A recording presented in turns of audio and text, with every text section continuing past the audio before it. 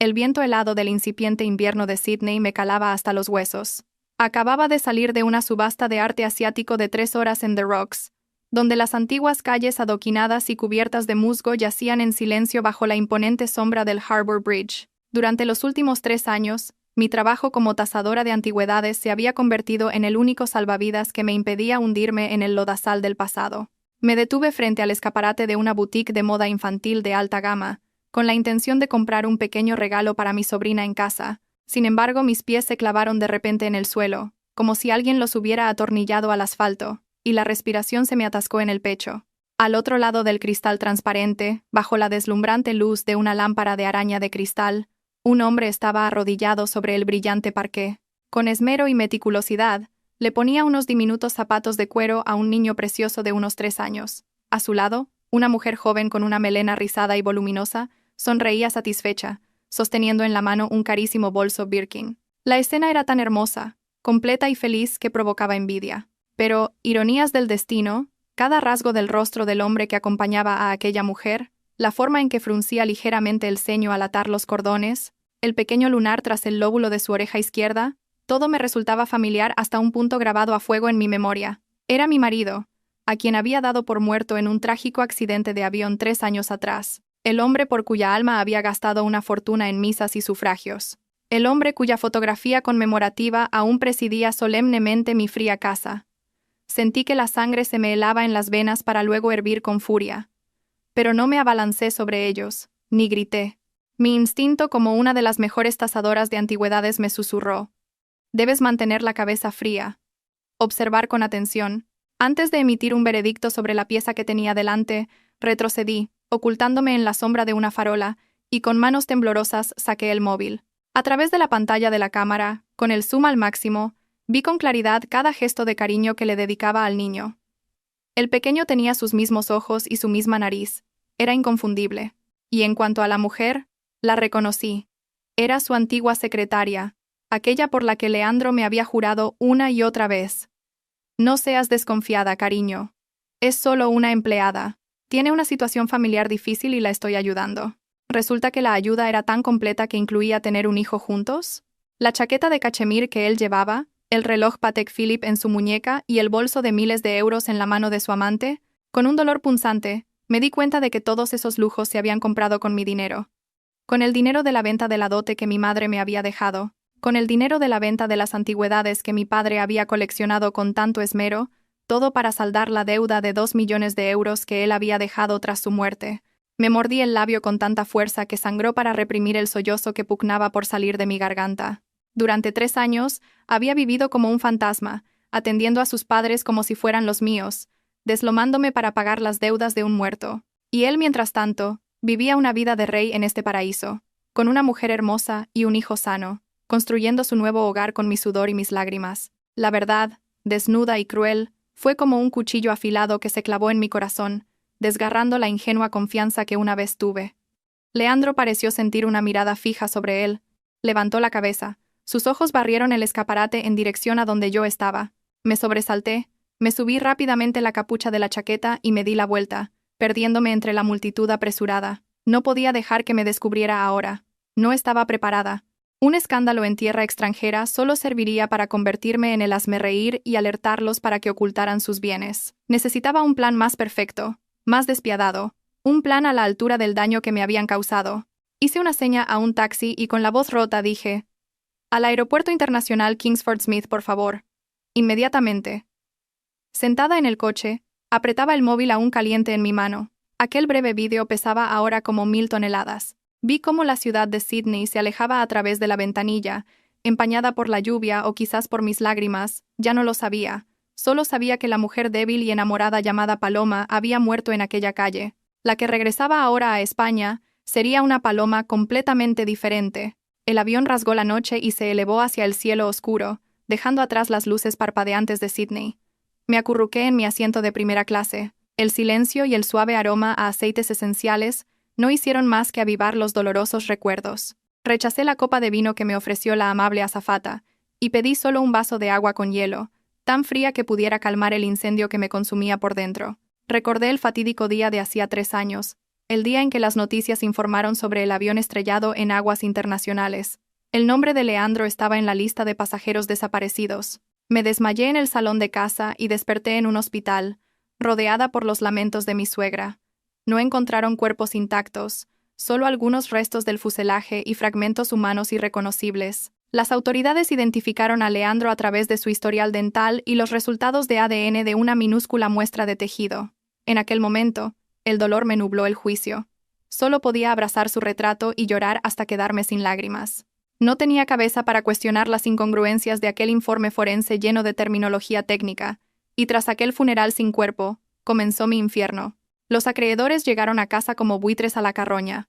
Mostraron pagarés con la firma de Leandro, que sumaban un total de 2 millones de euros. Dijeron que había pedido el dinero para invertir en proyectos de alto riesgo, y lo había perdido todo. Mis suegros, César y Griselda, al enterarse, se derrumbaron. Él sufrió un derrame cerebral que lo dejó postrado en cama, y ella cayó en una profunda depresión, dejándome toda la carga a mí. Griselda me cogió la mano, con el rostro bañado en lágrimas. Paloma, hija mía. Qué desgracia la nuestra. Leandro se ha ido y nos ha dejado esta montaña de deudas. Tus suegros ya somos viejos. Solo podemos contar contigo. No nos abandones. No dejes que nos embarguen la casa familiar. Por lealtad, por amor a mi marido, asentí. Vendí todas las joyas que mi madre me había dejado en herencia. Vendí el ático de lujo que mi padre me había regalado antes de la boda.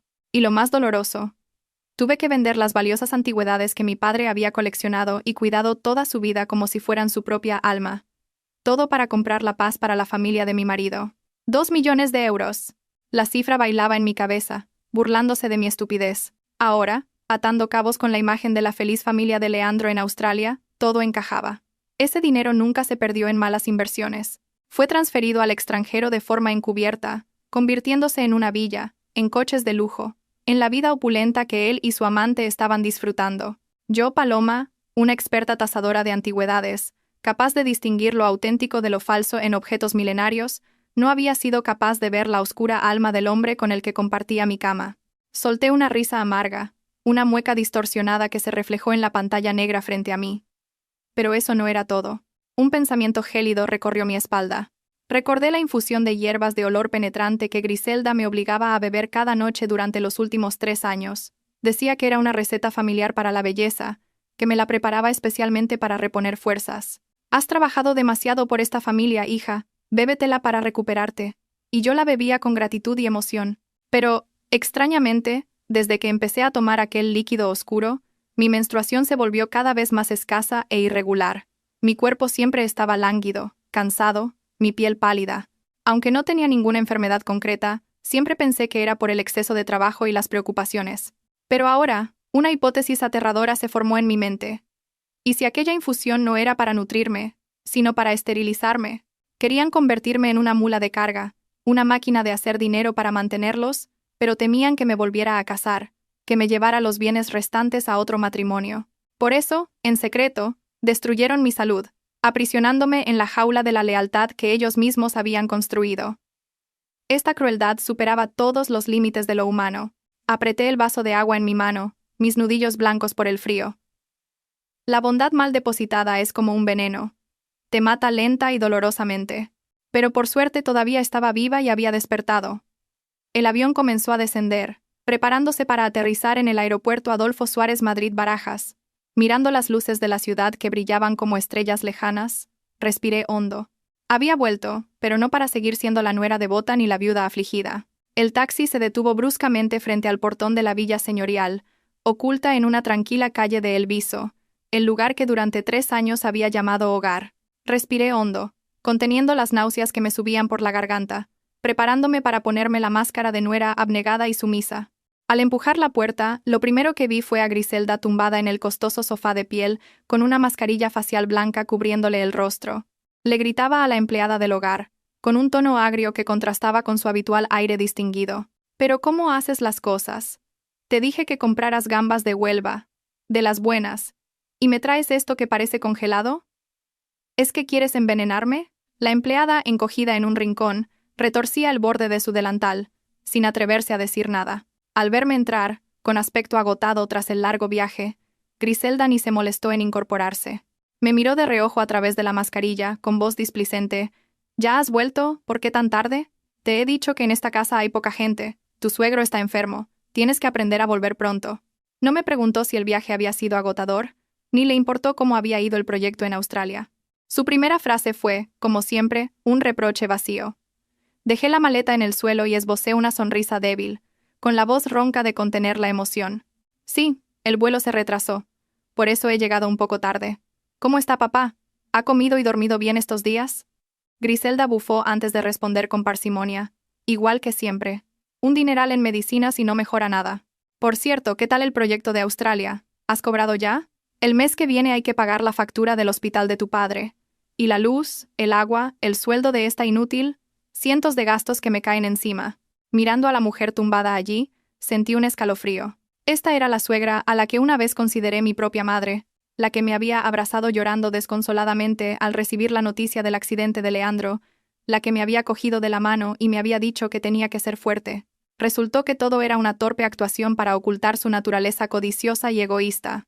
A sus ojos, yo no era su nuera, ni siquiera un familiar, sino una máquina de imprimir dinero, un peón al que ella y su hijo podían explotar hasta la médula. Me tragué las lágrimas, bajé la cabeza y respondí: sí, lo sé. Estoy un poco cansada. Con su permiso, voy a mi habitación a descansar. Mañana haré cuentas y le daré el dinero, mamá. Griselda hizo un gesto con la mano como si espantara una mosca. Sí, vete. Y recuerda levantarte temprano para preparar el desayuno. No te quedes durmiendo hasta las tantas. En silencio subí mi maleta por la escalera de madera, cada paso pesado como si llevara grilletes. La puerta del dormitorio se cerró.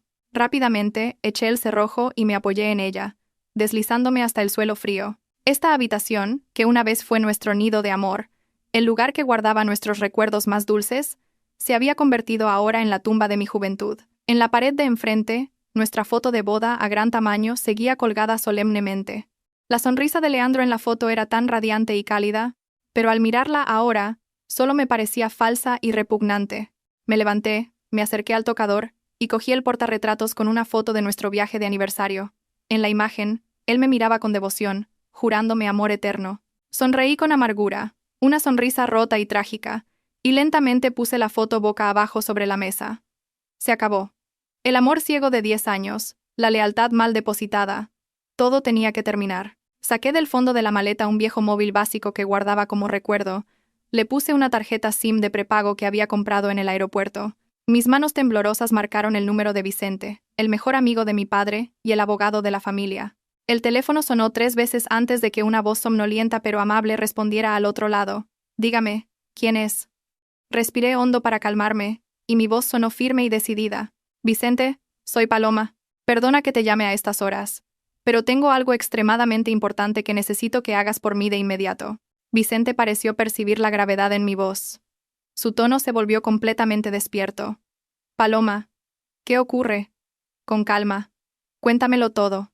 Miré la oscuridad que envolvía la habitación, y cada palabra que salía de mi boca era como una bala disparada en la noche silenciosa. Activa inmediatamente el protocolo de protección de mi herencia. Separa por completo los bienes que me dejó mi madre y los que me dejó mi padre del patrimonio conyugal con la familia de Leandro. Y necesito que investigues en secreto todo el expediente del accidente de avión de hace 3 años. Sospecho que Leandro sigue vivo. Hubo un largo silencio al otro lado de la línea, luego la voz de Vicente sonó, llena de asombro pero también de confianza. Entendido. No te preocupes, Paloma, me pongo a ello ahora mismo. A la mañana siguiente, Madrid amaneció con una llovizna fina y persistente, y el frío cortante del invierno se metía en los huesos. Salí de casa al amanecer con la excusa de reunirme con un cliente para resolver asuntos pendientes. Mi destino no era un lujoso edificio de oficinas, sino un pequeño café escondido en un tranquilo callejón del barrio de las Letras, donde Vicente solía leer el periódico cada mañana. Vicente ya me estaba esperando. Frente a él, una taza de café solo, caliente y humeante. Al verme entrar, con aspecto demacrado y ojeras profundas tras una noche en vela, suspiró levemente, con una mirada de compasión. Me acercó una taza de infusión de jengibre caliente. Bebe un poco para entrar en calor, dijo con su voz grave y tranquilizadora. Si tu padre te viera así, se le rompería el corazón. Sostuve la taza, y el calor que se extendía por mis manos me reconfortó un poco. No me anduve con rodeos y fui directa al grano. Puse sobre la mesa el pendrive con el vídeo que había grabado en Sydney. Vicente lo conectó a su portátil y lo vio con atención, segundo a segundo. Cuando el vídeo terminó, su rostro se endureció, y el asombro dio paso a una ira contenida. Se quitó las gafas y limpió el vaho. Su voz temblaba de rabia. Miserable. No puedo creer que se haya atrevido a hacer algo tan monstruoso. Nos ha engañado a todos, ha engañado a la ley. Apreté las manos, mi voz extrañamente tranquila, la calma de alguien que ha tocado fondo en el dolor. Quiero que me ayudes a recuperar todo lo que me pertenece a mí y a mi familia. No quiero que ni un solo céntimo caiga en manos de esos estafadores. Ayúdame a tramitar el divorcio y a denunciar su fraude. Vicente asintió con determinación y abrió su maletín, sacando una gruesa carpeta. Pasó las páginas, mostrándome las anomalías que había encontrado la noche anterior tras mi llamada. Me dijo que había pedido a unos viejos amigos de la policía judicial que revisaran el caso del accidente. Había varios puntos sospechosos que en su día, abrumados por el dolor, habíamos pasado por alto. Señaló una fotocopia con la imagen de una dentadura. Este es el historial dental de Leandro, que se usó para cotejar con el cadáver. Pero mira bien, la fecha del informe ha sido alterada. En realidad, este historial se rehizo en una clínica privada solo 6 meses antes del accidente, y quien lo hizo fue un antiguo compañero de estudios de Leandro. Miré las cifras borrosas de la fecha, y una oleada de indignación me recorrió. Su muerte no fue un accidente, sino un plan meticulosamente orquestado. Había preparado su desaparición a la perfección, engañando al mundo entero, engañando a la mujer con la que dormía. Vicente pasó a la página del análisis de ADN. Su voz se tornó más grave, y este es el resultado del ADN. La muestra de tejido encontrada en el lugar del accidente coincide en un 99,9% con tus suegros. Teóricamente, es una confirmación de parentesco, pero en este caso, sospecho que hay un resquicio. Es muy posible que la muestra no fuera de Leandro, sino de un pariente cercano con la misma línea de sangre. Por ejemplo, un primo. Estoy investigando si alguien de su familia desapareció o falleció por esas fechas. Cada palabra de Vicente era como un clavo más en el ataúd de mi matrimonio. Recordé los meses previos al accidente. Leandro viajaba con frecuencia por trabajo, hablaba por teléfono a escondidas, y de vez en cuando tenía gastos inexplicables que, cuando le preguntaba, despachaba con evasivas. En aquel entonces pensé que estaba ocupado con el trabajo. ¿Quién iba a decir que estaba ocupado preparando su propia muerte? Miré a Vicente a los ojos, con determinación. Vicente, quiero levantar un cortafuegos legal. Prepara los documentos para confirmar mis bienes privativos, incluyendo la herencia de mi madre y los bienes que mi padre me dejó. Quiero separarlos claramente, que no se mezclen con el patrimonio conyugal. Al mismo tiempo, reúne en secreto pruebas de las actividades de blanqueo de capitales de su familia. Vicente me puso una mano en el hombro, con una mirada llena de confianza. No te preocupes, lo haré de inmediato. Has madurado, y te has hecho más fuerte de lo que tu padre hubiera imaginado. Sigue actuando tu papel. Deja la parte legal en mis manos. Desmantelaremos su conspiración y les haremos pagar por cada una de tus lágrimas. Al salir del café, la llovizna no había cesado, pero mi corazón ya no sentía frío. Sabía que no estaba sola en esta batalla. Detrás de mí estaban Vicente, el legado de mi padre y la justicia que esperaba ser servida. Me subí el cuello del abrigo y me mezclé con el gentío, lista para las siguientes escenas de mi actuación. Al volver a la fría casa, empecé a interpretar mi papel a la perfección. Ya no era la nuera generosa, dispuesta a pagar cualquier gasto absurdo de mis suegros. Empecé a quejarme de la falta de dinero, con un rostro siempre apesadumbrado. Esa noche, para cenar, en lugar de los manjares habituales, le dije a la empleada que preparara unos platos sencillos, lentejas y una tortilla de patatas. Griselda se sentó a la mesa, frunció el ceño al ver la comida modesta y golpeó los cubiertos contra el plato. ¿Es que en esta casa nos morimos de hambre o qué? ¿Dónde está el jamón ibérico de tu padre? ¿Y las gambas de Huelva para mí? ¿Pretendes que nos muramos de desnutrición? Tomé un bocado de pan, que me supo amargo en la garganta, y la miré con los ojos enrojecidos y llorosos. Lo siento, mamá. Últimamente el trabajo va muy mal. En el proyecto de Australia, el cliente me ha retenido el pago, y la empresa debe varios meses de sueldo a los empleados. He tenido que vender las últimas joyas que me quedaban para pagar los intereses del banco. Ahora mismo no nos queda ni un euro en casa. Por favor, tened un poco de paciencia y comed con más modestia. En cuanto consiga algo de dinero, os compensaré. Al oír que no había dinero, el rostro de Griselda cambió. No me creyó, y su mirada me escrutó de arriba a abajo.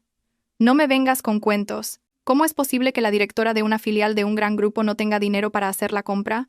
¿O es que estás escondiendo el dinero para mantener a algún amante? Fingí sentirme profundamente ofendida, y las lágrimas cayeron sobre mi plato. ¿Cómo puedes decir eso, mamá? Por esta familia he vendido mi dote, la casa de mis padres, todo para pagar las deudas de Leandro. ¿Qué me queda para esconder? Si no me crees, mira el montón de avisos de embargo que he dejado en la mesa del salón. Señalé la pila de documentos falsos de deudas que le había pedido a Vicente que preparara y que había dejado a la vista a propósito. Griselda bufó, se levantó y fue al salón a coger los papeles. Cuanto más leía, más pálida se ponía. Las cifras de deudas de miles de euros y las amenazas de cobradores la hicieron temblar. Arrojó los papeles sobre la mesa y se volvió hacia mí, con una mirada de pánico y desprecio. ¿Cómo es posible que debamos tanto? ¿Pero qué has hecho? Me tapé la cara y lloré desconsoladamente. No lo sé. Los intereses se acumulan. Ahora amenazan con embargar la casa, los muebles. No sé cómo vamos a sobrevivir el mes que viene. Griselda no dijo nada más. Subió en silencio a su habitación, dejando la cena a medio terminar. Sabía que el miedo a la pobreza y a perderlo todo estaba empezando a carcomerla. Los días siguientes, recorté todos los gastos de lujo. Se acabaron las medicinas caras, los tratamientos de belleza, e incluso insistí en ahorrar en la factura de la luz. Griselda estaba sentada sobre ascuas. Temía tener que mantenerme a mí, una nuera inútil, y perder la fuente de ingresos que había tenido durante tanto tiempo. A través de una cámara oculta en el salón, vi que Griselda empezaba a actuar a escondidas. Aprovechando mi ausencia, se coló en el despacho, donde estaban las valiosas antigüedades que mi padre me había dejado. Acarició cada jarrón de cerámica, cada estatuilla de bronce, con ojos codiciosos. Luego sacó el móvil y llamó a alguien, susurrando. «Hola, ¿eres tú? Tengo unas antigüedades que quiero vender urgentemente. Son auténticas, de las buenas. Si puedes venir a verlas y me das un buen precio, te las llevas. Necesito el dinero ya».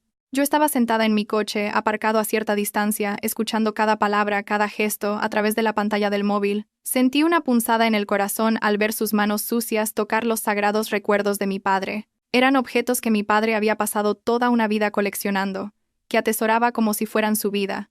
Y ahora esa mujer codiciosa los regateaba como si fueran verduras en el mercado. Apreté el volante, mis uñas clavándose en mi piel. Para atrapar al tigre, hay que entrar en su guarida. Para desenmascarar a esta gente, hay que dejar que su codicia sin fondo se manifieste. Esbocé una sonrisa fría, una sonrisa cruel que nunca antes había aparecido en mi rostro. Véndelo todo. Véndelo. Cada objeto que vendas será una sentencia, una prueba irrefutable para enviarte a ti y a toda tu familia a la cárcel. Dejaré que caves tu propia tumba, sin que yo tenga que mover un dedo. Esa noche, cayó un chaparrón. El golpeteo de la lluvia en el tejado era como el grito de mi alma. A las 10 en punto, como era costumbre desde hacía 3 años, Griselda subió a mi habitación con una taza de infusión humeante. El fuerte olor a hierbas me revolvió el estómago, pero mantuve una expresión serena. Dejó la taza en la mesita, con una voz falsamente dulce. «Paloma, bébete la infusión. La acabo de preparar. Tómala caliente para que haga efecto. Estás muy delgada últimamente. Necesitas nutrirte para tener fuerzas para el trabajo». Al ver su sonrisa amable, sentí una profunda repugnancia. Cogí la taza, sintiendo el calor, y respondí en voz baja. «Gracias, mamá. Déjala ahí. La beberé cuando se enfríe un poco». Griselda se quedó un momento más, sus ojos inquietos recorriendo la habitación, como si buscara algo, antes de añadir. «Acuérdate de bebértela toda, ¿eh? Estas hierbas son muy valiosas. Tuve que encargarlas a un pueblo de la sierra». Esperé a que se fuera y cerrara la puerta. Inmediatamente, me levanté y vertí el contenido de la taza en un frasco de cristal que tenía preparado, limpiando cuidadosamente el borde para no dejar rastro. A la mañana siguiente, llevé el frasco al doctor Serrano, un viejo amigo de mi padre y un reputado experto en medicina natural. En su consulta, impregnada de olor a hierbas, el doctor Serrano cogió el frasco, lo olió, probó una gota y frunció el ceño.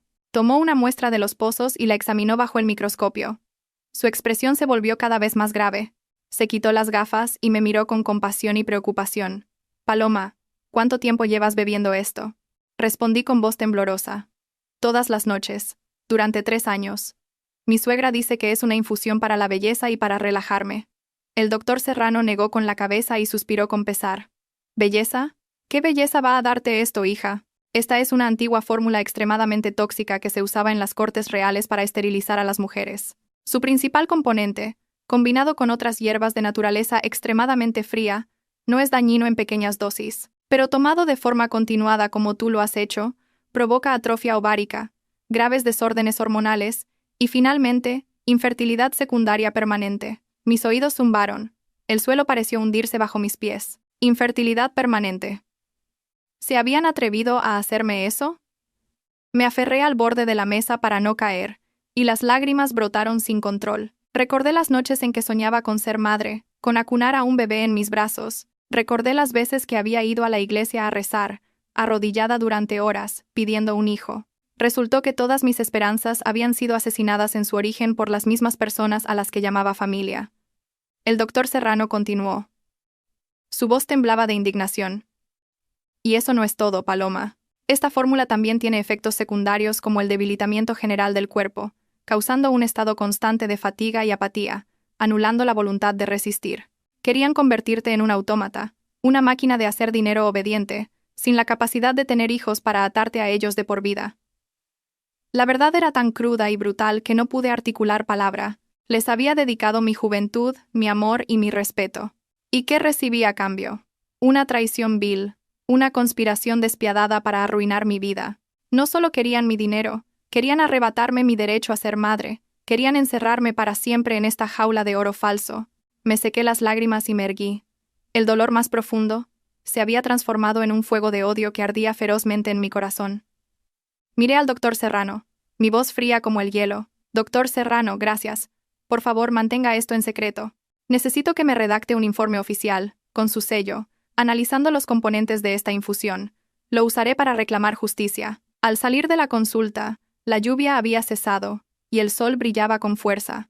Miré el cielo azul, y le prometí en silencio a mi padre, a mi hijo nonato, que no lloraría más. Mis lágrimas eran demasiado valiosas para derramarlas por esas bestias. A partir de este momento, la paloma buena y sumisa había muerto. Solo quedaba una paloma implacable, dispuesta a arrasar con todo para hacer que los culpables pagaran con su propia sangre y sus propias lágrimas. Esta infusión venenosa se la haría beber a ellos, gota a gota. 2 días después de descubrir la verdad sobre la infusión, recibí una llamada de Vicente.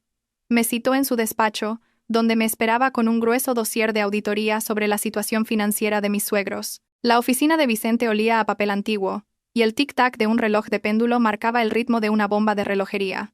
Vicente puso el dossier sobre la mesa y lo deslizó hacia mí. Su rostro era una mezcla de seriedad y desprecio. Paloma, tienes que prepararte. Lo que vas a ver no es solo un engaño sentimental, es toda una trama de delincuencia económica disfrazada de familia honorable. Con manos temblorosas, abrí la primera página. Lo que vi fue un extracto de las cuentas bancarias de mis suegros de los últimos 3 años. Las cifras eran mareantes. Mis suegros, que siempre se quejaban de estar enfermos y de vivir de mi caridad, manejaban flujos de dinero de decenas de miles de euros. Vicente señaló las transferencias entrantes y explicó. Mira, cada mes, sus cuentas recibían grandes sumas de dinero de empresas fantasma en el extranjero. El concepto siempre era donación benéfica o ayuda médica. Pero en realidad es dinero procedente de las sociedades pantalla que Leandro creó para blanquear dinero negro. Miré los nombres de las empresas en inglés, y sentí una opresión en el pecho. Mientras yo me deslomaba trabajando, vendiendo mi patrimonio para pagar las deudas de mi marido, ellos se sentaban sobre una montaña de dinero sucio, hacían el papel de ancianos desvalidos, exprimiendo hasta el último céntimo de mi sudor, mientras ayudaban a su hijo a desviar fondos al extranjero. Vicente pasó a la siguiente página. Su voz se tornó más grave. Y esto es lo más aterrador. La mayor parte de este dinero, después de pasar por varias cuentas intermediarias, acababa en un fondo fiduciario secreto en Suiza llamado Dante Trust. He pedido a unos contactos que lo investiguen. Los beneficiarios de ese fondo son, nada más y nada menos, que Leandro y su hijo. Dejé caer el dossier. Y un escalofrío recorrió mi espalda. Dante.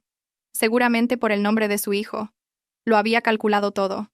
Usó a sus padres como tapadera, y a su esposa como herramienta para ganar dinero y desviar la atención. Todo para construir un imperio financiero para su nueva familia. Su crueldad y su cálculo superaban los límites de lo humano. Levanté la vista hacia Vicente, mi mirada dura, sin una sola lágrima. Vicente, ¿son estas pruebas suficientes para acusarlos de blanqueo de capitales? Vicente asintió con firmeza. Más que suficientes, pero necesitamos algo más de tiempo para consolidar el caso, para asegurarnos de que cuando ataquemos, no tengan escapatoria. Firma este poder, y trabajaré discretamente con la unidad de delitos económicos. Tomé el bolígrafo y firmé. Mi trazo firme como si cortara todos los lazos afectivos que quedaban. No solo quería el divorcio, Quería que pagaran ante la ley por el dinero sucio que habían amasado sobre mi dolor. Al salir del despacho me dije a mí misma: Leandro, ¿tanto te gusta el dinero? Pues usaré tu propia codicia para enviarte a la cárcel. Para llevar a cabo mi plan y sacar a la serpiente de su agujero, necesitaba el cebo perfecto. Conduje fuera de la ruidosa ciudad, hacia las afueras tranquilas, donde se encontraba una casa de campo con tejado rojo, oculta bajo árboles centenarios. Era el refugio del maestro Alonso, mi primer mentor, el hombre que me enseñó a ver el alma de las antigüedades, y el mejor restaurador de cerámica de España. Al entrar en el patio de ladrillo cubierto de musgo, el olor a arcilla cocida mezclado con el aroma del té me tranquilizó un poco. El maestro Alonso estaba sentado junto a una mesa de piedra, sosteniendo con delicadeza una vieja tetera, su pelo blanco ondeando al viento. Al verme, entrecerró los ojos y sonrió amablemente. «Paloma, hija, ¿cuánto tiempo sin verte por aquí? Entra, tómate un té caliente». Me senté frente a él, con el corazón hecho un nudo. No me atrevía a mirarlo a los ojos, temiendo que su mirada penetrante descubriera la turbia maquinación que estaba tramando. Tras unos minutos de conversación trivial, reuní el valor y le conté toda la historia. Leandro, la traición, el plan de mis suegros para robarme. El maestro Alonso escuchaba en silencio, sus manos huesudas aferradas a la taza de té. Cuando llegué a la parte de la infusión venenosa y el dinero sucio, sus ojos brillaron con una furia inusual. Dejó la taza con fuerza sobre la mesa, su voz temblaba de emoción. «¿Cómo puede haber gente tan desalmada en el mundo? Tu padre fue un hombre íntegro toda su vida, y mira la clase de yerno que le tocó, una bestia». Bajé la cabeza, con la voz entrecortada. «Maestro, he venido hoy a pedirle un favor. Sé que va en contra de sus principios profesionales, pero de verdad, no me queda otra opción». El maestro Alonso me miró fijamente, con severidad. «¿Qué quieres que haga? No me dirás que quieres que haga una falsificación para engañar a alguien. En mi vida solo he restaurado para salvar la belleza del pasado, nunca he sido cómplice del engaño». Me arrodillé ante él, las lágrimas rodando por mis mejillas. «Se lo suplico, maestro. No es para lucrarme, es para desenmascarar un engaño mucho mayor. Necesito un cuenco de loza dorada de Manises perfecto, uno que pueda engañar a los ojos más expertos, para atraer a Leandro fuera de su madriguera. Es tan codicioso que solo un tesoro de esa magnitud le hará caer en la trampa». El maestro Alonso guardó silencio mirando a lo lejos. La lucha interna se reflejaba en su rostro arrugado. Era un hombre de honor que odiaba el fraude, pero también me quería como a una hija. Tras un largo rato suspiró. «Levántate, Paloma. Comprendo tu dolor. Te ayudaré, no para romper mis principios, sino para darle a ese miserable una lección en nombre de tu padre. Pero recrear la legendaria loza dorada, el brillo del sol tras la tormenta, no es tarea fácil». Me sequé las lágrimas, mis ojos brillando de esperanza. Sabía que si él aceptaba, mi plan ya era un éxito a medias. Lo miré con firmeza. «Sé que es difícil, pero confío en sus manos de oro, y he traído lo más importante para que pueda crear esta obra maestra». Con manos temblorosas, abrí una pequeña caja de brocado que saqué de mi bolso y la puse sobre la mesa de piedra. Dentro, sobre un lecho de terciopelo rojo, reposaba un fragmento de cerámica del tamaño de la palma de mi mano, que emitía una suave y fascinante luz dorada. Era el color iridiscente y profundo, con delicados motivos que parecían danzar sobre el esmalte nacarado. En cuanto el maestro Alonso vio el fragmento, sus ojos se abrieron de par en par. Sus manos temblorosas se acercaron, pero se detuvieron, como si temiera que se desvaneciera al tocarlo. Susurró, con la voz quebrada por el asombro: «Dios mío, ¿esto es loza dorada auténtica? ¿El legendario reflejo metálico de Manises? Pensé que en mi vida solo lo vería en los libros». Asentí levemente, con un dolor inmenso. «Sí, maestro. Es el único fragmento auténtico que me dejó mi madre. Dijo que era parte de un cuenco del Palacio de la Alhambra que nuestros antepasados conservaron durante generaciones. Es el alma de nuestra familia». El maestro Alonso se puso unas lentes de aumento y examinó cada detalle, cada reflejo, maravillado. Para un hombre que había dedicado su vida a la cerámica, este fragmento era más valioso que el oro. Era la clave para desvelar los secretos de una técnica perdida durante siglos. Levantó la vista, sus ojos llenos de pesar. «Paloma, ¿sabes el valor de esto? Solo este fragmento podría comprar una fortuna. ¿Qué piensas hacer con él?» Respiré hondo, mi voz firme. «Quiero que lo pulverice». «¿Qué?» El maestro Alonso se quedó atónito, casi se le caen las lentes. «¿Estás loca? ¿Destruir un tesoro nacional para hacer una falsificación?» Lo miré a los ojos, conteniendo las lágrimas. «No estoy loca. Sé lo que vale, pero si lo guardo, seguirá siendo solo un fragmento en una caja. En cambio, si lo usamos para crear un cuenco completo, aunque sea falso, se convertirá en el arma que me devolverá la justicia. Necesito la pasta cerámica original, el esmalte original, para engañar a Leandro y a sus expertos. Solo sacrificando este fragmento podré atrapar a ese lobo codicioso. El silencio se apoderó de la estancia. El maestro miró el fragmento, y luego a mí, comprendiendo el dolor y la determinación en mis ojos. Sabía que para mí, en ese momento, nada era más importante que vengar a mi padre y a mí misma. Finalmente, asintió. Acarició el fragmento por última vez, como una despedida. De acuerdo, te ayudaré. Usaré el material de este fragmento y mis técnicas secretas para resucitar este cuenco. Será una obra maestra tan real como la vida misma, la trampa más dulce y mortal. Vi cómo se llevaba el fragmento al taller, y sentí un nudo en el estómago, como si me estuvieran desgarrando la piel. Mamá, lo siento. Tengo que destruir tu recuerdo para proteger el honor de la familia. Por favor, desde el cielo, ayúdame para que este sacrificio no sea en vano. Aquel fragmento del destino tenía ahora una nueva misión, la de la justicia y el castigo. Los días siguientes profundicé en mi papel de nuera desesperada. Anuncié que suspendía el costoso tratamiento médico de mi suegro, sustituyéndolo por medicamentos genéricos cubiertos por la seguridad social. Despedí a la empleada del hogar, alegando que no podía pagarle, y me encargué yo misma de las tareas de la casa, de forma torpe y desganada. La casa, ya sombría, se volvió aún más fría y asfixiante. Griselda era como una fiera acorralada. La falsa miseria que yo había creado avivó su codicia y su miedo. A través de la cámara de seguridad conectada a mi móvil, la vi actuar una tarde. Mientras yo fingía haber salido a pedir dinero prestado, Griselda se deslizó en el despacho, donde aún quedaban algunas antigüedades que deliberadamente no había vendido. Miró a su alrededor con ojos astutos. Se acercó a una estantería de madera noble y cogió un jarrón de cerámica de Talavera del siglo XVII, el favorito de mi padre. Murmuró para sí misma, su voz claramente audible a través del micrófono, llena de resentimiento y codicia. Esta mocosa tacaña, quejándose por 4 duros. Venderé estas cosas y le enviaré el dinero a mi Leandro para que solucione sus asuntos. ¿Qué se puede esperar de ella?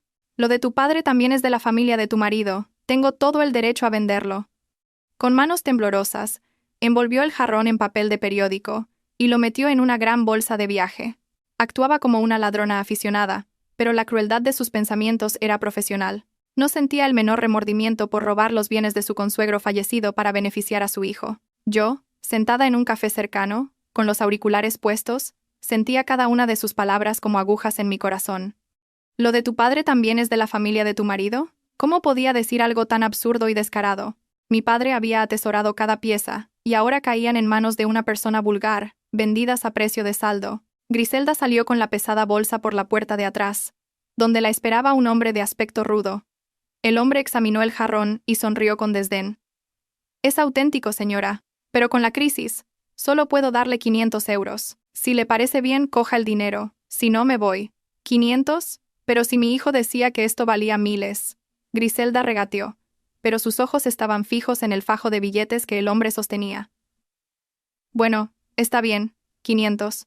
Dame el dinero, rápido, antes de que vuelva mi nuera. Cogió el dinero, lo contó a toda prisa, y se lo guardó en el bolsillo, radiante. Vi la escena en la pantalla, y una sonrisa fría se dibujó en mis labios. No sabía que ese jarrón era una restauración que le había encargado al maestro Alonso. En su base, había un diminuto chip de localización.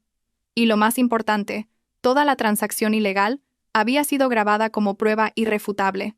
Griselda, disfruta de tus 500 euros. Serán tu billete de ida a un lugar reservado para los codiciosos y los inmorales. Cuando tuve en mis manos el cuenco de losa dorada, perfectamente recreado por el maestro Alonso, supe que era el momento de lanzar la red definitiva. Me encerré en el despacho y abrí mi portátil para hacer una videollamada a Londres. Necesitaba hablar con Arthur, un influyente marchante de arte con el que mi padre había hecho negocios en el pasado. Arthur era un hombre con un ojo experto, pero que adoraba el dinero por encima del arte. Su codicia lo convertiría en mi mejor peón. El rostro demacrado de Arthur, con sus ojos azules, apareció en la pantalla. Parecía sorprendido. Fui directa al grano, con un aire de misterio y cautela. Le dije que poseía un tesoro que el mundo entero ansiaba, un cuenco de losa dorada de manises de la época nazarí, en perfecto estado de conservación. Arthur se echó a reír. Su risa sonaba escéptica a través de los altavoces. Querida Paloma, ¿estás bromeando? Las piezas de manises de esa calidad Se cuentan con los dedos de una mano, y la mayoría están en museos nacionales. ¿Cómo es posible que tengas algo así? No le di explicaciones. Simplemente, acerqué el cuenco a la cámara, girándolo lentamente bajo una luz especial. El brillo dorado y cobrizo se reflejó suavemente. Los delicados motivos parecían cobrar vida. La sonrisa de Arthur se desvaneció. Acercó su cara a la pantalla, con los ojos desorbitados. Dios mío, ese brillo, esa pasta cerámica, es imposible. Es demasiado perfecto.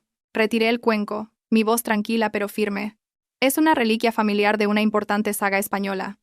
Quieren venderla para salvar su negocio de la quiebra. Pero el dueño tiene una condición.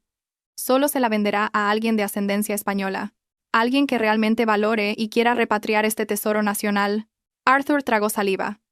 Sabía la enorme comisión que podría obtener. Asintió repetidamente. Entendido. Haré correr la voz en los círculos más exclusivos, donde se mueven los multimillonarios. Confía en mí, en pocos días, todo el mercado negro estará revolucionado por esto. Apagué el ordenador y me recosté en la silla. La noticia del legendario cuenco se extendería como la pólvora en el mundo del contrabando de arte y el blanqueo de capitales. El mundo en el que Leandro anhelaba entrar. Él siempre se había jactado de ser un experto. Al oír hablar de un tesoro así, con la condición de solo para españoles, su codicia y su arrogancia se dispararían. Afuera, el viento invernal soplaba con fuerza. Estaba tejiendo una red invisible con los hilos de la codicia, la mentira y los sagrados recuerdos de mi padre. No sabía si estaba yendo demasiado lejos, pero cada vez que recordaba la mirada descarada de Griselda, la infusión venenosa, sentía que no tenía otra opción. Me levanté y me acerqué al retrato de mi padre. Encendí una varilla de incienso. Papá, perdóname por arrastrar tus nobles pasiones a este lodazal, pero para arrancar las malas hierbas, a veces hay que mancharse las manos. El pez gordo está a punto de morder el anzuelo, papá. Y yo seré quien tire de la caña, aunque tenga que derrumbar el cielo. Exactamente una semana después de mi llamada con Arthur, recibí un nuevo mensaje en mi correo electrónico cifrado. Arthur estaba eufórico. La noticia del cuenco había causado un terremoto en el mundo del coleccionismo clandestino. Había recibido ofertas de todo el mundo, pero un cliente en particular le había llamado la atención. Se hacía llamar señor C., un misterioso empresario español afincado en Suiza. No solo ofreció una suma inicial astronómica, sino que demostró un conocimiento sorprendentemente detallado de la historia y las características del cuenco. Decía que había oído hablar de él a un mentor ya fallecido y que poseerlo era el sueño de su vida, un homenaje a su memoria. Al leer esas palabras, solté una risa amarga, las lágrimas asomando a mis ojos. Señor C. ¿Qué de cabrón? Daba igual. La forma en que hablaba de su mentor fallecido me repugnaba. ¿Se atrevía a usar a mi padre, al suegro que había traicionado, como excusa para su falsa devoción? Arthur añadió. Este cliente está muy decidido. Dice que quiere comprarlo no solo como coleccionista, sino como regalo para el tercer cumpleaños de su hijo, como una reliquia familiar. Quiere usarlo para blanquear una gran suma de dinero y consolidar su estatus en la alta sociedad europea. Apreté el ratón con tanta fuerza que mis nudillos se pusieron blancos. Un regalo para su hijo de 3 años, el hijo bastardo que había tenido con su amante. Mientras yo esperaba noticias suyas, él quería usar dinero sucio, un tesoro que creía auténtico, para construir un futuro brillante para ese niño. Sobre las ruinas de mi felicidad. La desfachatez de este hombre no tenía límites.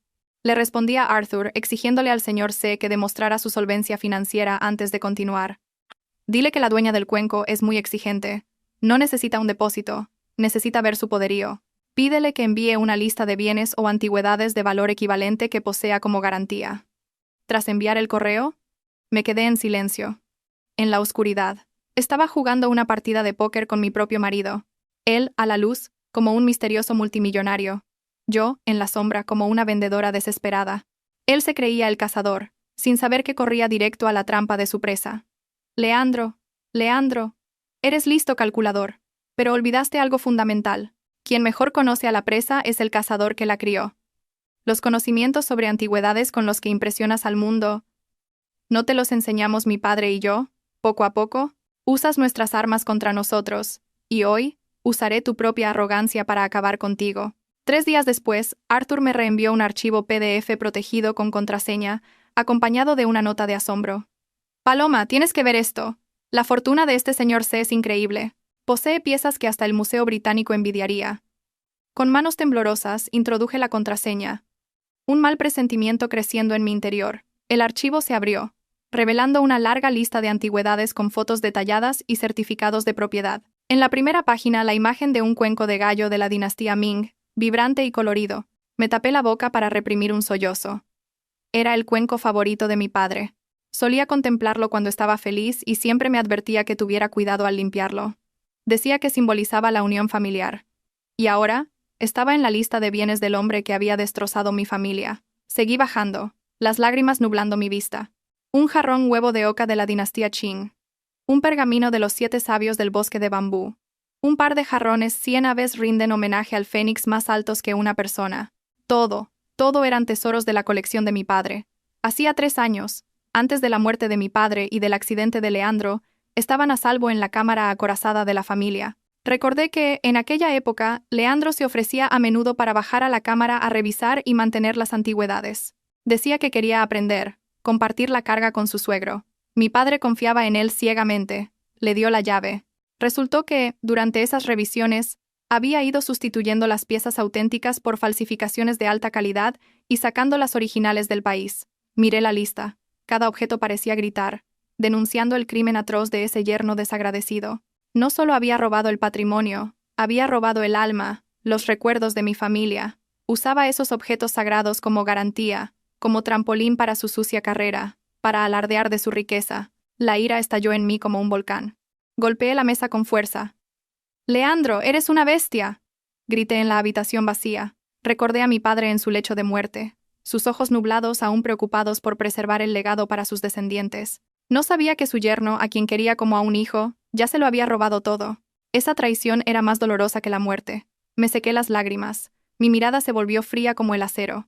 Esta lista era la prueba definitiva, la soga que Leandro se había puesto al cuello. Creyó que alardear de sus bienes le ganaría la confianza del vendedor, sin saber que el vendedor era el verdadero dueño de esos objetos. Guardé el archivo, hice varias copias. Sería la acusación más contundente en el día del juicio. Le prometí a mi padre en silencio. Recuperaré todo, hasta la última pieza. Estos tesoros deben volver a donde pertenecen, no a las manos de un estafador, un traidor como él. Con la humillante lista en mi poder, comencé a comunicarme directamente por correo electrónico con el señor C, saltándome a Arthur. Creé una dirección de correo anónima, la guardiana de la memoria, y empecé un tenso duelo psicológico. Sabía que Leandro era desconfiado, arrogante, y siempre quería aparentar ser un experto, así que ataqué esa debilidad.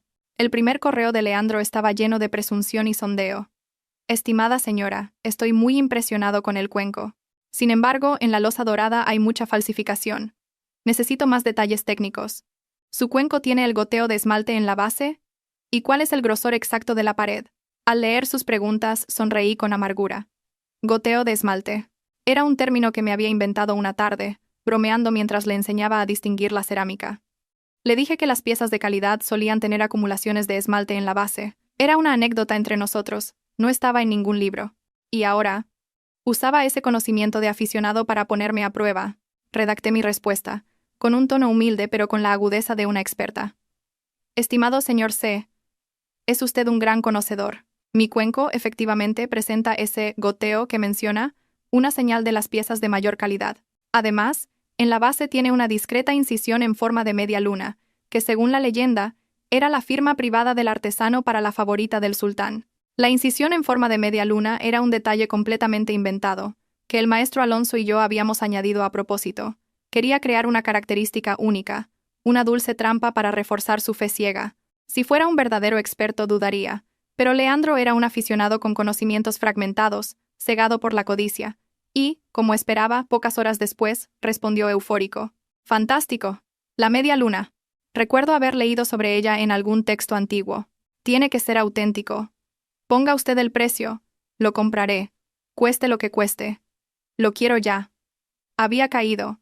Se creyó el detalle falso porque satisfacía su ego y su imaginación. Creyó haber encontrado una pieza única, un tesoro inédito. Su exceso de confianza había matado su cautela.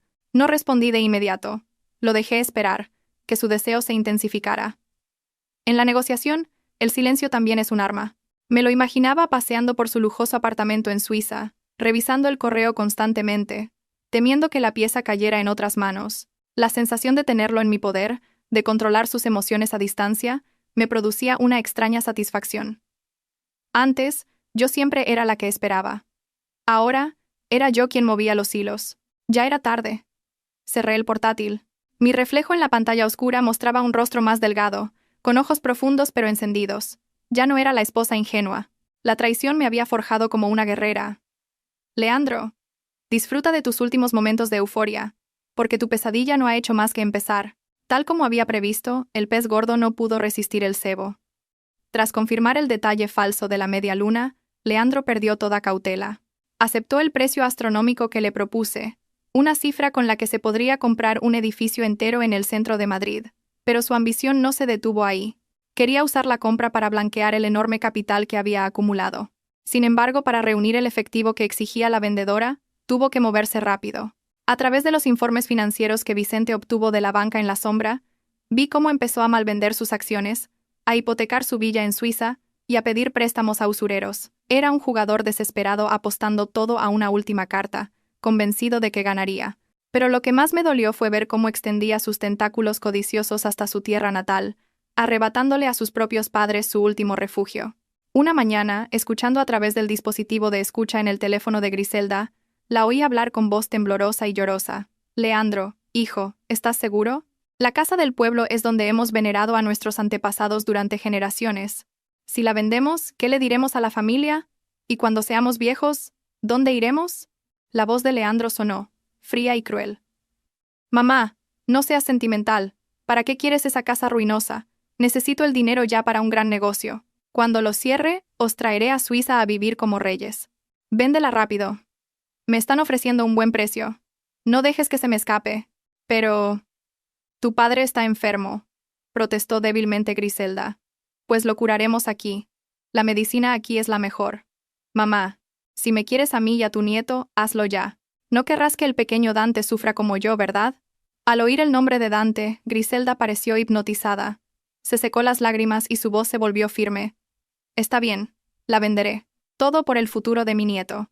Me quité los auriculares y los tiré sobre la mesa, furiosa. Para él, la tumba de sus antepasados, su lugar de nacimiento, el refugio de sus padres en la vejez, todo eran mercancías. Les pintó un paraíso para engañarlos y dejarlos sin hogar. Unos días después, a través de la cámara, vi a Griselda firmar la venta de la casa. Sus manos temblaban, pero sus ojos brillaban al ver el anticipo. Murmuró: «Que los antepasados bendigan a mi nieto para que le vaya bien. Cuando sea rico, construirá un templo más grande para vosotros». No sabía que ese dinero nunca llegaría a su nieto, y que el sueño suizo era una ilusión. Cuando Leandro cayera, perderían la casa y no tendrían dónde ir. Su ciega devoción y su codicia los habían convertido en cómplices de su propia ruina. Lo observé todo con una mezcla de lástima y amarga satisfacción. Se habían buscado su propia desgracia. Después de reunir el dinero, Leandro propuso hacer la transacción en un banco de máxima seguridad en Zúrich. Alegó seguridad, pero yo sabía que quería evitar traer una gran suma de dinero a España y mantener la pieza en el extranjero para venderla fácilmente. No podía permitírselo. Mi objetivo era atraerlo a España para que se enfrentara a la justicia aquí. Adopté el papel de una vendedora con un fuerte sentido nacionalista, algo anticuada y excéntrica. Le respondí con un tono orgulloso y firme: «Estimado señor, me temo que ha malinterpretado mis deseos. Este cuenco no es una simple mercancía. Es el alma de nuestra nación, el legado de nuestros antepasados. Ha estado fuera demasiado tiempo. Quiero que vuelva y permanezca en su tierra». Hice una pausa y continué: «Mi principio es innegociable. La transacción debe realizarse en España, en mi residencia, para que pueda presentar mis respetos a mis antepasados antes de entregarla. Si no puede cumplir esta condición, cancelaré la venta y buscaré un comprador con más sensibilidad». Envié el correo y esperé, nerviosa. Estaba apostando por su codicia y su arrogancia. Para alguien tan desesperado por poseer la pieza, un rechazo por una razón tan absurda lo enfurecería, pero también lo estimularía. Además, se creía tan inteligente que no pensaría que una vendedora anticuada como yo podría ser un peligro. Y, efectivamente, 2 días después, respondió. Cambió de tono, mostrando respeto por mi patriotismo. «Tiene toda la razón, señora. Las raíces llaman. Aprecio enormemente su sentimiento. Acepto hacer la transacción en España. Volaré tan pronto como sea posible. Espero que mantenga su palabra». Al leer sus falsas palabras sentí náuseas. El hombre que había vendido su conciencia y su familia, ahora usaba un discurso patriótico para engañarme. Reprimí mi asco y sonreí fríamente. Había mordido el anzuelo. No sabía que el aeropuerto de Madrid-Barajas no era una alfombra roja para un héroe, sino la puerta de la muerte que lo esperaba. Le había preparado una trampa perfecta en la misma casa donde me había traicionado. Entraría con el orgullo de un ganador, solo para descubrir que era un peón en mi tablero. Llamé a Vicente. Ha mordido el anzuelo. Acepta venir. Prepara todo. Que no haya fallos. Vicente respondió. Eufórico. Perfecto. He hablado con la policía. En cuanto ponga un pie en el aeropuerto y realice la transacción, cerraremos la red. El juego estaba llegando a su fin. Leandro, disfruta de tus últimos días de libertad. La patria que usas como excusa será tu prisión eterna. A pesar de haber aceptado venir a España, la naturaleza desconfiada de Leandro le hizo plantear una última exigencia. Me pidió un certificado de datación por carbono 14 y un análisis espectrográfico de la pasta cerámica, realizado por un instituto de prestigio. Pensó que este era el filtro final. Si la pieza superaba esta prueba científica, era 100% auténtica. Leí su correo sin inmutarme. El maestro Alonso y yo ya habíamos previsto este movimiento. Llevé el fragmento original, el que había sacrificado, al Instituto del Patrimonio Cultural de España. Me recibió el doctor Hidalgo, otro viejo amigo de mi padre. Puse el fragmento sobre la mesa y le dije con sinceridad: Doctor, necesito su ayuda. Necesito un análisis de datación y composición para este fragmento, pero en el certificado por favor ponga como muestra cuenco de loza dorada, colección privada, no fragmento. Le juro que no hago esto por lucro, sino para hacer justicia y castigar a quien ha saqueado el patrimonio nacional. El doctor Hidalgo cogió el fragmento, conmovido por su belleza. Conocía la tragedia de mi familia. Tras un largo silencio, asintió con firmeza. De acuerdo. Confío en ti como confié en tu padre. La ciencia está al servicio de la verdad, y a veces, para protegerla, hay que ser flexible. Lo haré. 3 días después, recibí el certificado con el sello oficial del instituto. El análisis confirmaba que la muestra databa del siglo XV, y que la composición de la arcilla y el esmalte coincidían con las muestras de los hornos de Manises. Era un certificado más real que la realidad misma, una sentencia de muerte para la codicia de Leandro. Escaneé el certificado y se lo envié. Podía imaginar su rostro de triunfo al otro lado de la pantalla. Creía en la ciencia, en los números, pero olvidó que el ser humano es la variable más impredecible. No podía imaginar que la muestra analizada era real, pero el objeto que iba a comprar era falso. Al recibir el certificado, Leandro se sintió invencible. Respondió al instante: Excelente. No tengo más dudas. He reservado un vuelo. Estaré en Madrid este sábado. Tenga todo preparado. Mi dinero está listo. Leí el mensaje con una sonrisa fría.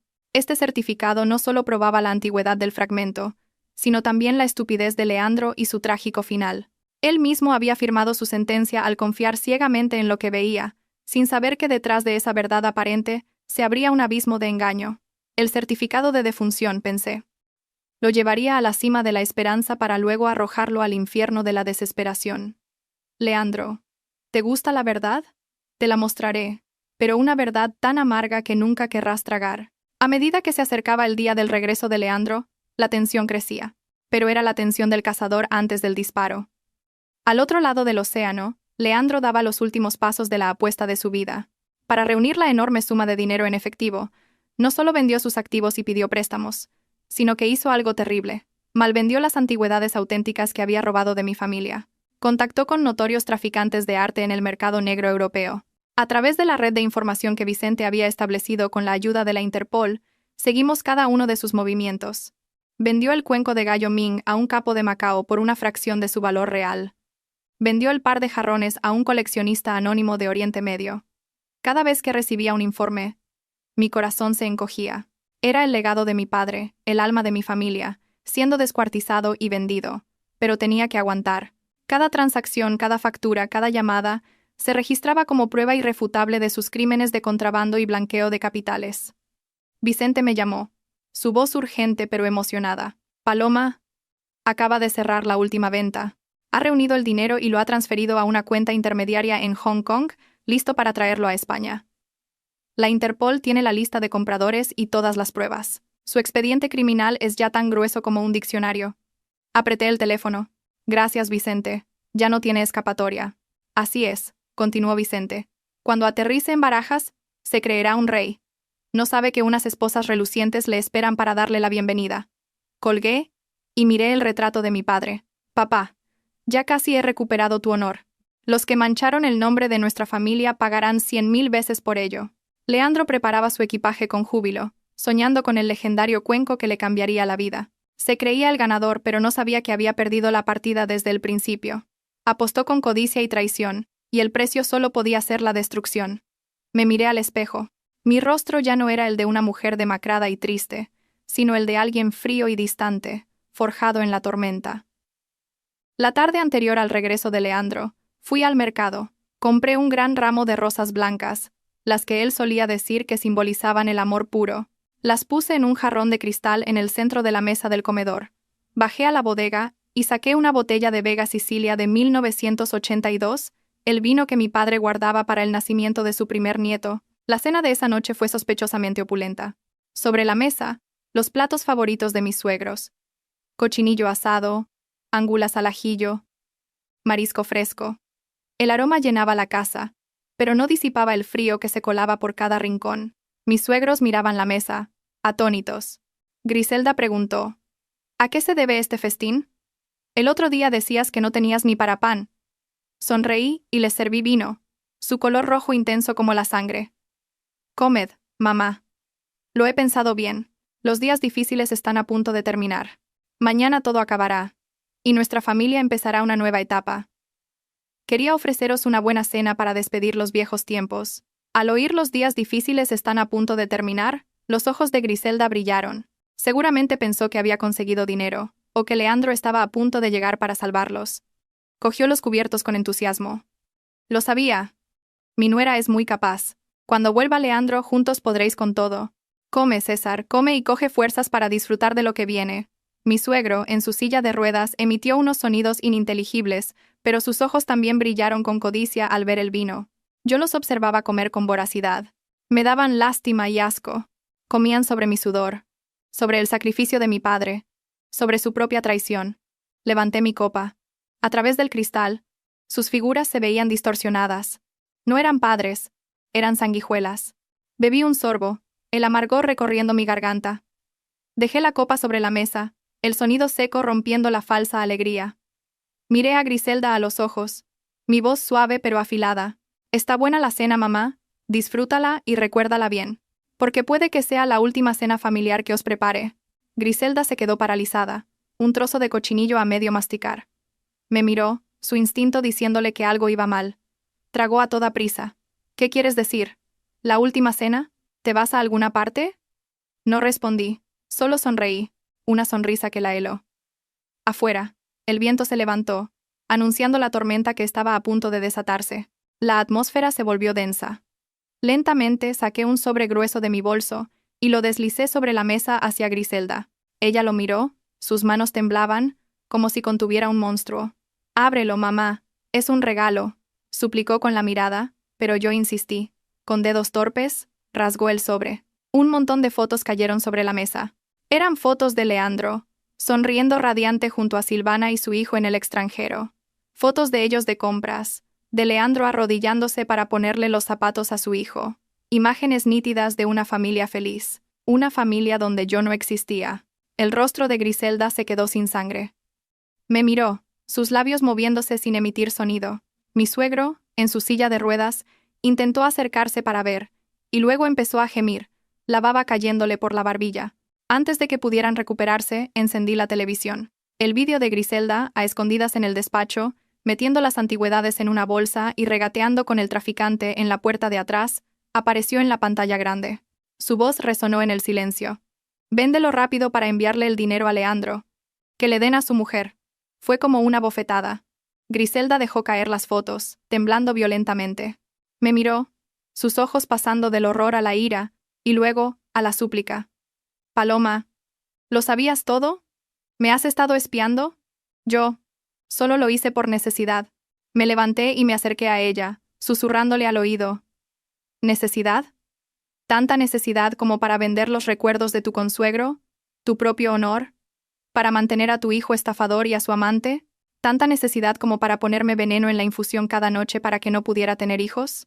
Al oírlo de la infusión, Griselda se desplomó en el suelo, aterrorizada. ¿Tú también sabes eso? No fue mi culpa. Fue Leandro. Él me convenció. Me eché a reír. Una risa amarga que resonó en la casa vacía.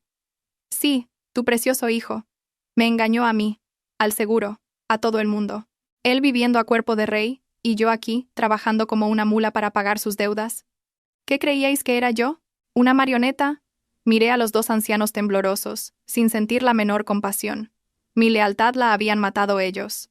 He enviado todas estas pruebas a la policía y a mis abogados. Mañana, cuando tu hijo ponga un pie en esta casa, no será como un héroe salvador, sino como un criminal buscado.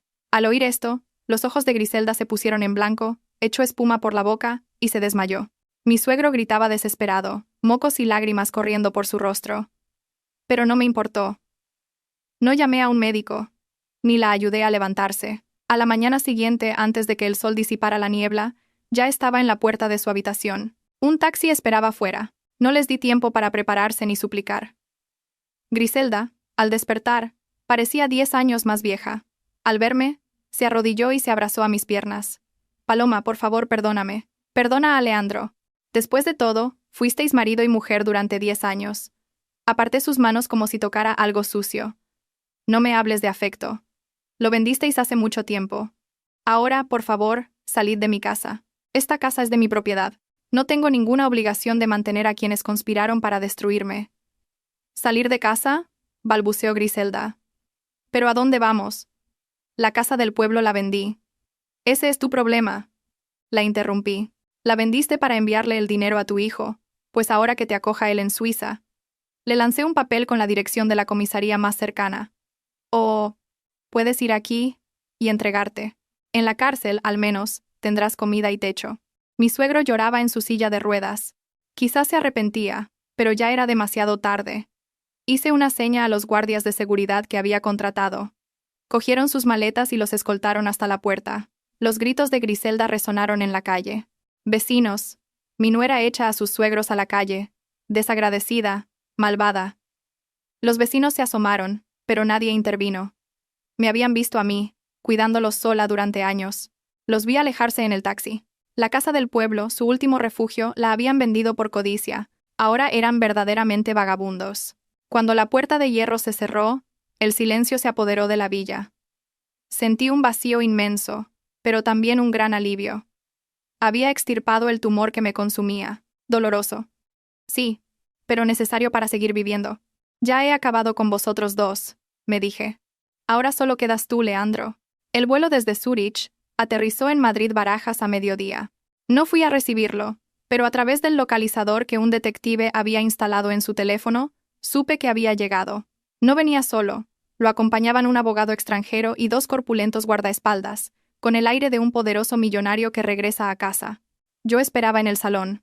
Había preparado una tetera de un té exquisito, el favorito de Leandro. El aroma llenaba la habitación, pero no aliviaba la tensión. Mi teléfono vibró. Era un mensaje de Leandro al número de la guardiana de la memoria. Ya estoy en España. ¿Dónde es la transacción? Quiero verla ahora. Respondí lentamente. Bienvenido de nuevo. El lugar de la transacción es Calle de la Quietud, número 18, en el casco antiguo. Le espero. Calle de la Quietud, 18. La dirección de esta misma casa, la casa donde había vivido, donde me había engañado, y de la que había huido. Imaginé su sorpresa al leer la dirección. Pensaría que era una extraña coincidencia, o que la misteriosa vendedora había comprado su antigua casa. Con su arrogancia, seguramente se inclinaría por la segunda opción. Se reiría, pensando que el destino le sonreía, que volver a su antigua casa para cerrar el mayor negocio de su vida era una señal de su victoria absoluta. Jamás creería que su ingenua esposa estaba detrás de todo. A través de la cámara de seguridad vi llegar un Mercedes negro. Leandro bajó, impecable con un traje de diseño. Miró la casa con desdén y luego llamó al timbre. Me levanté, ajustándome mi vestido de seda azul, el color de la loza dorada, el color del cielo tras la tormenta. Fui a abrir la puerta no para recibir a un marido, sino a un enemigo que entraba en la trampa final. La pesada puerta de madera se abrió. Leandro estaba allí. Su sonrisa se borró al verme a mí, a Paloma, y no a una anciana desconocida. Sus ojos se abrieron de par en par, como si viera un fantasma. Yo sonreí, una sonrisa suave pero letal. Hola, Leandro. ¿Cuánto tiempo? Por un instante, vi el pánico en sus ojos, pero rápidamente, su instinto de superviviente le devolvió una falsa calma. Hizo un gesto a sus acompañantes para que se quedaran atrás, susurrando que era un asunto familiar que él mismo resolvería. Aún pensaba que era una coincidencia, o que yo me aferraba a la casa para darle pena.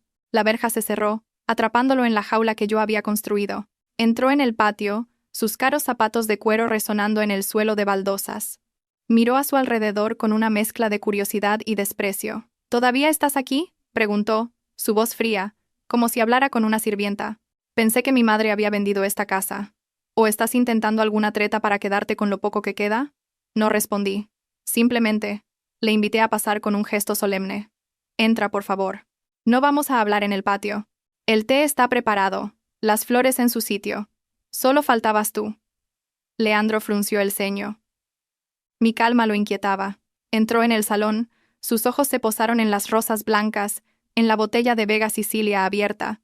Una sonrisa burlona se dibujó en sus labios. ¡Qué detalle! Rosas blancas, vino caro.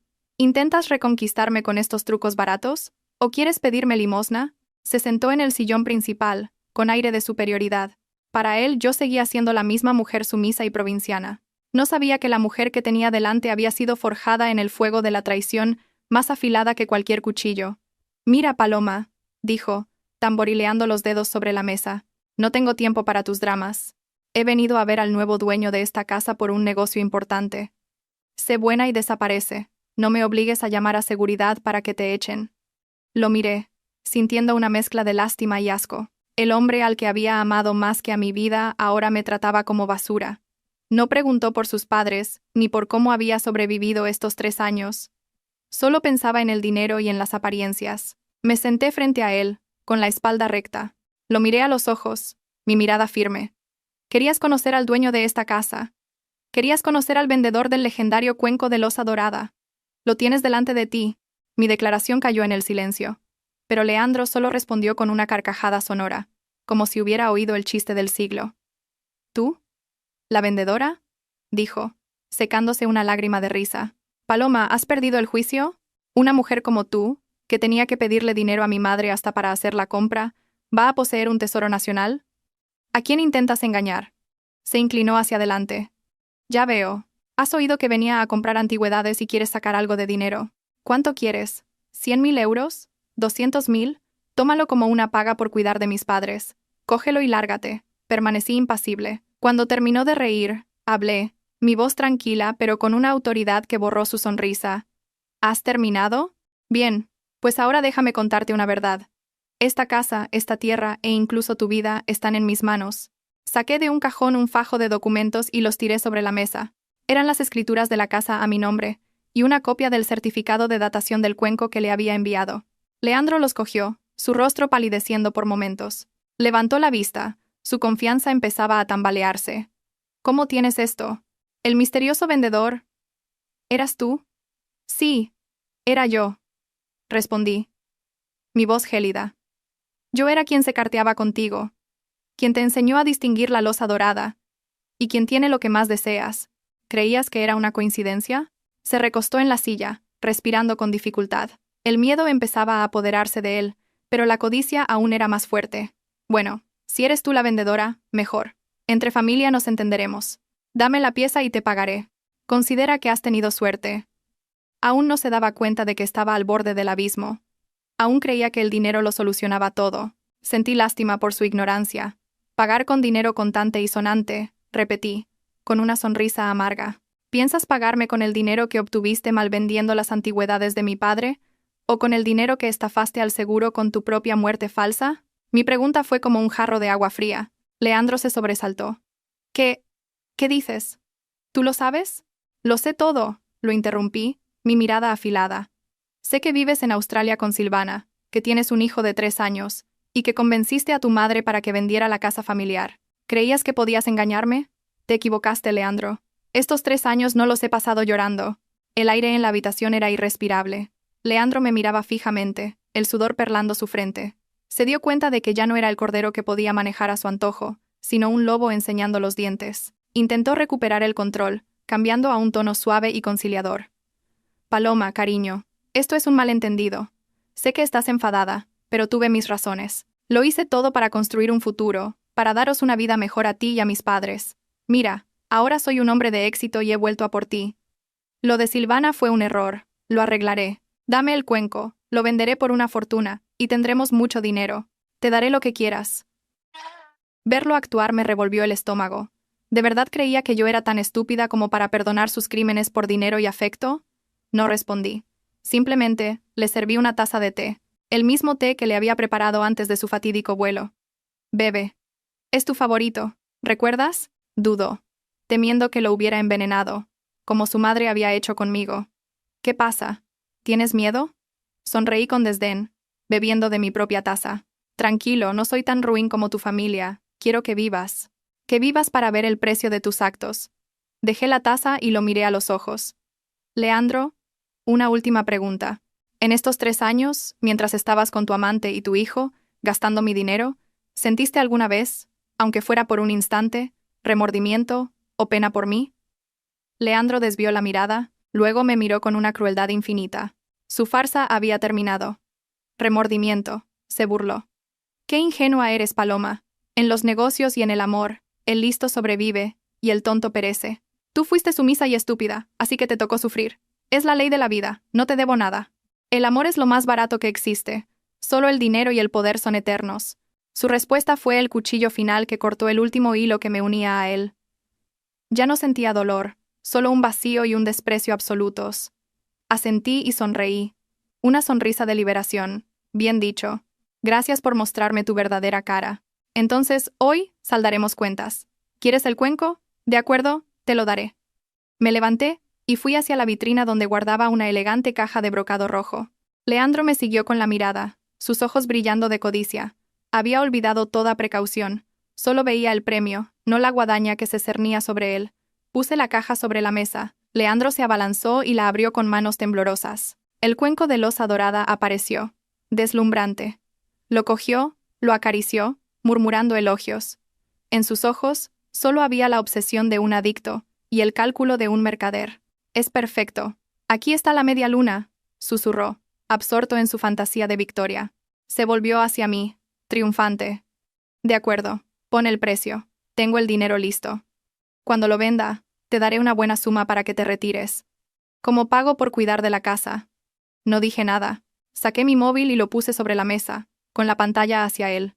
Antes de hablar de dinero, creo que deberías atender esta llamada. Es más importante que ese cuenco. Justo entonces, el lujoso móvil de Leandro empezó a sonar. Era una llamada de Europa, de su principal contacto en el mercado negro. Contestó, poniendo el altavoz para impresionarme. Hola, señor Smith. Estoy en España. Antes de que pudiera terminar, una voz furiosa y aterrada gritó en inglés desde el otro lado. Leandro, maldito estafador. Me has engañado. Toda la mercancía que me vendiste, el cuenco de gallo, el jarrón, todo ha sido confiscado por la Interpol y la policía. Dicen que es material robado, con orden de búsqueda internacional. El rostro de Leandro se descompuso. ¿Qué? ¿De qué habla? Mi mercancía era de herencia familiar, con papeles. Herencia mis cojones. Tienen pruebas de que fue robado a la familia Fan en España. Me han arrestado, mis cuentas están congeladas. ¿Y sabes qué? Te he delatado. Tus cuentas en Suiza acaban de ser bloqueadas por orden judicial internacional. Estás acabado, hijo de puta. La llamada se cortó. El teléfono de Leandro cayó al suelo y se hizo añicos. Se quedó paralizado. Su rostro sin una gota de sangre, la mirada perdida. Cuentas bloqueadas, mercancía confiscada, murmuraba como un autómata. Todo su dinero, todo lo que había arriesgado, se había evaporado.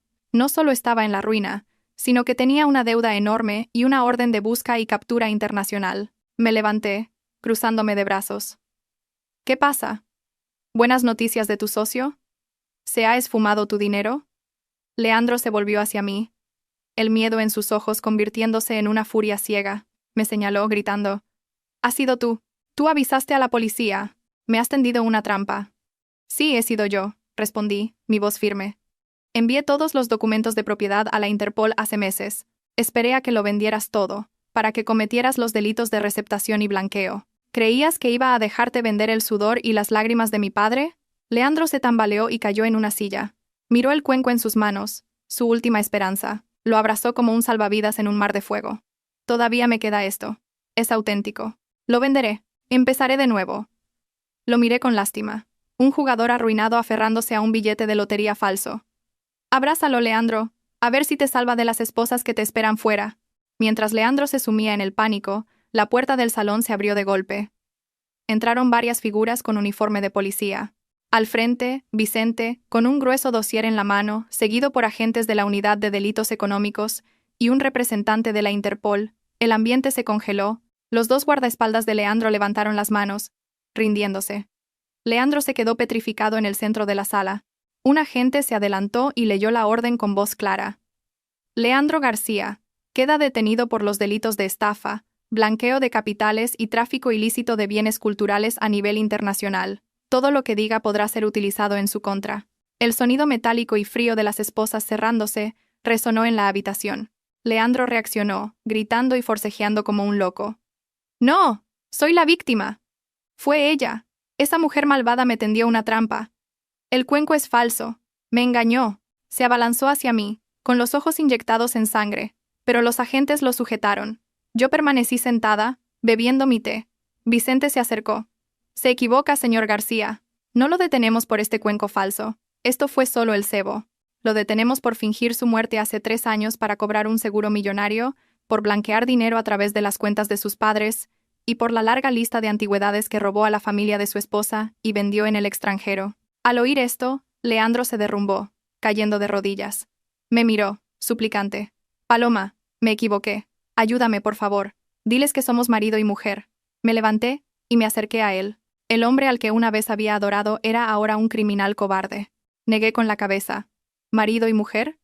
Esa relación murió el día que te fuiste a Australia con tu amante, el día que me dejaste pagando tus deudas. Hoy solo estoy ayudando a que se haga justicia. Mientras se lo llevaban, sus ojos seguían fijos en el cuenco sobre la mesa, su última y frágil esperanza. «¡No lo toquéis!», gritó. «Es auténtico, tengo el certificado, es mío». Lo miré y luego, lentamente, cogí el cuenco. La luz se reflejaba en su esmalte dorado, creando una belleza hipnótica. Lo giré en mis manos y luego miré a Leandro a los ojos con una sonrisa triste. ¿Aún crees que es auténtico, Leandro? Crees en un papel, en tus ojos, pero olvidas que quien creó esta ilusión fui yo. ¿Mientes?, balbuceó Leandro. Deja que te enseñe su verdadero valor, dije, y solté las manos. El hermoso cuenco de loza dorada cayó al suelo de baldosas. ¡Crack! El sonido agudo y desgarrador rompió el silencio.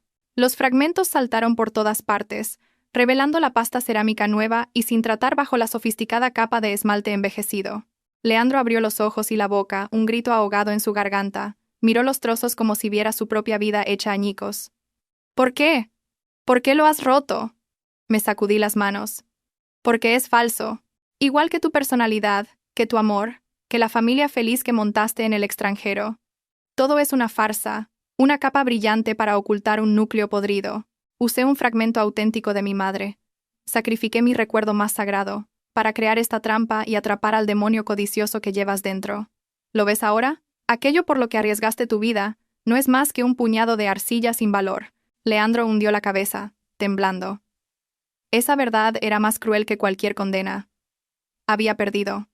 Perdió el dinero y la batalla de ingenio contra la mujer que siempre había subestimado. Se lo llevaron, humillado.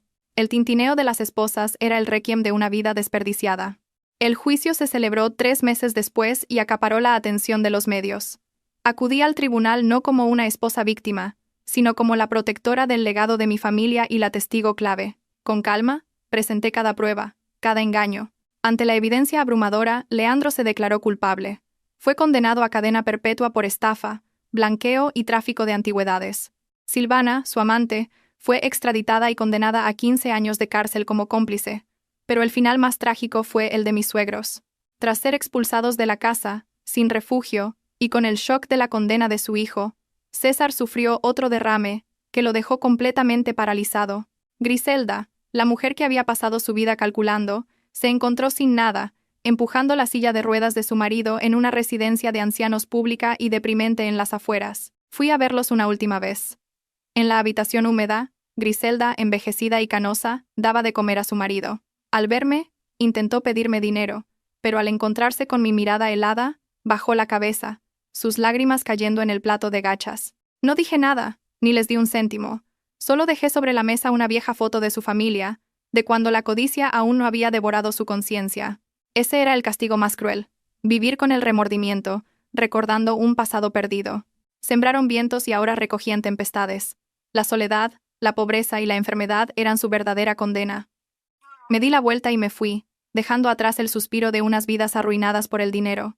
Un año después, la tormenta había pasado. La vieja villa fue restaurada y convertida en un pequeño museo privado llamado El Refugio del Alma. Allí se exhiben las antigüedades que, con la ayuda de Vicente y las autoridades, recuperé de todo el mundo. Cada pieza, tras su cristal, brilla con la serena belleza del tiempo, como testigos resucitados. Una mañana de otoño, mientras el sol dorado inundaba el patio, paseaba por el jardín de la mano del pequeño Daniel. Lo había adoptado de un orfanato hacía unos meses, un niño con ojos brillantes y una sonrisa dulce. Aunque las secuelas de la infusión me impidieron ser madre biológica, aprendí que la maternidad nace del amor y el cuidado, no solo de la sangre. Daniel se detuvo frente a la vitrina donde guardó los fragmentos del cuenco falso, como un recordatorio. Me miró con sus grandes ojos. «Mamá, ¿por qué guardas este cuenco roto? No es tan bonito como los otros». Me agaché y le acaricié el pelo.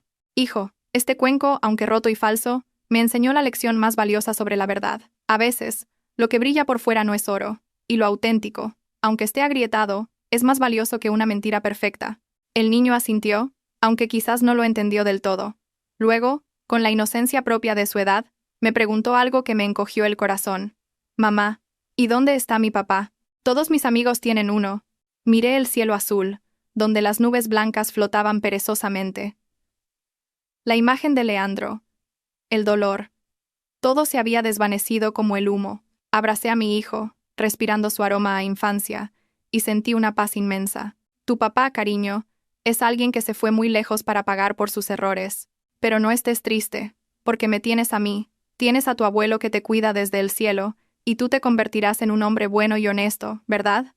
Sí, y te protegeré, mamá, dijo Daniel con determinación, antes de salir corriendo a perseguir mariposas.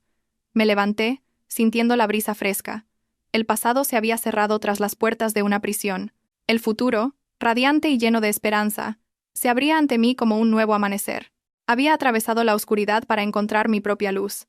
La justicia y la felicidad no son algo que se pide, sino algo que se conquista y se construye con las propias manos.